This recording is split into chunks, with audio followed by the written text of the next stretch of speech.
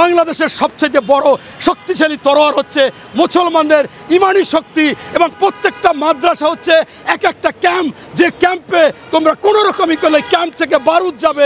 বাংলাদেশের মানুষের জন্য ওই দেশের রেস্টুরেন্ট, ওই দেশের আবাসিক হোটেল, ওই দেশের হাসপাতালগুলো, ডাক্তারগুলো বাইসে আছে।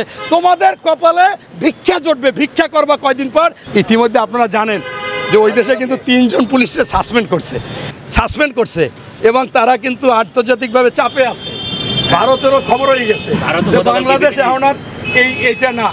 আপনারা জানেন ইতিমধ্যে আমাদের বাংলাদেশের যে অন্তর্বর্তীকালীন সরকার আছে, বিশ্ব বরেণ্য নেতা যিনি ডক্টর মোহাম্মদ ইউনূস, আমাদের বাংলাদেশের জন্য নোবেল বিজয়ী, সেই নোবেল বিজয়ী ইউনূস গতকালকে বলেছে যে এই বাংলাদেশে ওই ভারতের যে সমস্ত অ্যাম্বাসি ছিল, রাষ্ট্রদূত ছিল, তাদের সকলকে বাংলাদেশে এখন তারা থেকে কাজ করবে। অস্ট্রেলিয়া এরকম 11টা দেশ তাদেরকে বাংলাদেশে আহ্বান করেছে। তারা বাংলাদেশেরই রাষ্ট্রদূতে বাংলাদেশে সরাসরি বাংলাদেশের লোকদেরকে ভিসা দিবে। পাশাপাশি এই যে আমাদের বাংলাদেশে ভারতের হাইকমিশনার আছে, তাকে তলব করেছে যে তোমার দেশে তুমি নিরাপত্তা দিতে পারো না, আমাদের রাষ্ট্রদূত ওখানে কেন হেনস্থা হবে, পতাকা কেন পুড়বে, তুমি আগে সেই জবাব দেওয়া, এই জন্য তাকে তলব করেছে। তলব করার পরে তিনি বলেছেন যে আমরা ব্যবস্থা নিচ্ছি। ইতিমধ্যে আপনারা জানেন যে ওই দেশের ওইখানে থাকা 3 জন পুলিশকে সাসপেন্ড করেছে এবং 3 জনকে গ্রেপ্তার করেছে, এবং আমি মনে করি আন্তর্জাতিক আদালতে এদের বিচার হবে।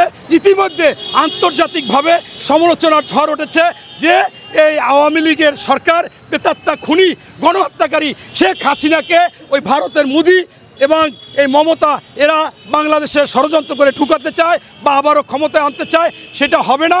এবং বহির্বিশ্ব এজন্য ভারতের প্রতি ক্ষুব্ধ এবং ভারতের জবাব চাচ্ছে। আবার ভারতেরও অনেক নেতারা তারাও বলতেছে কিভাবে এখানে শেখ হাসিনা থাকে, কেন তাকে নিয়ে এই ষড়যন্ত্র করা হবে, সে খুনি। আমি কয়েকটা লোকের সাক্ষাৎকার দেখেছি যারা রাজনীতিবিদ, তারা এমনকি জনসভায় বলেছে। আপনারা জানেন যে ঝাড়খণ্ডের যে মুখ্যমন্ত্রী হেমন্ত, উনিও কিন্তু বলেছে যে কিভাবে শেখ হাসিনা এই দেশে থাকে।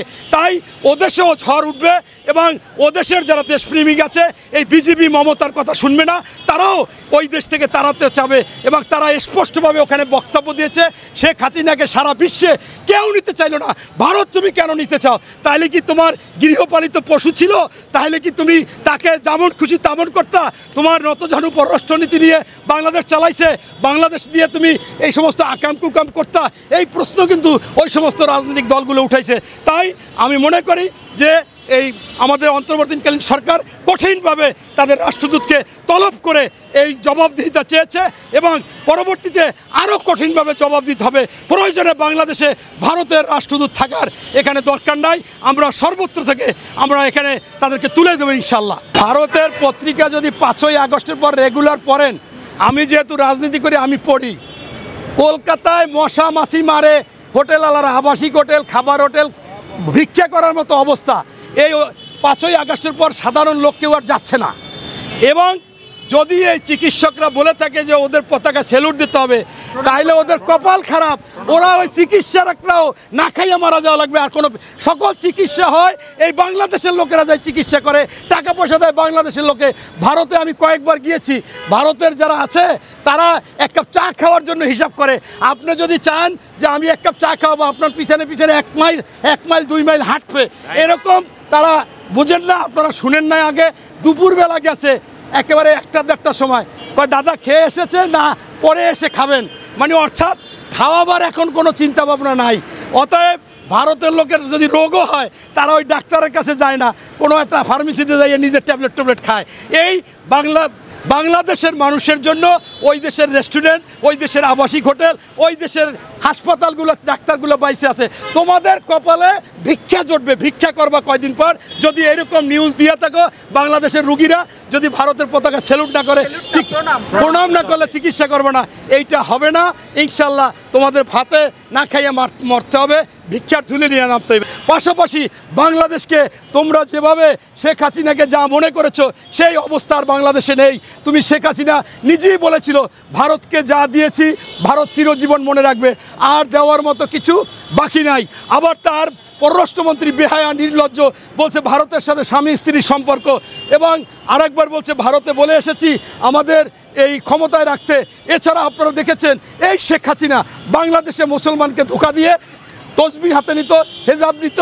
আবার আমি বলি, তুমি যদি হিন্দু হও, হিন্দু ধর্ম পালন করো, কোনো ধর্মে তো খারাপ কিছু বলে না। তুমি ওই দেশে যাওয়ার পর তিলক পড়ো, লুল্লুরি দাও, আবার ওই দেশে তোমাকে মুখ্যমন্ত্রী বলে তুমি হাসি মুখে মেনে নাও। এইটা বাংলাদেশের মাটিতে হবে না।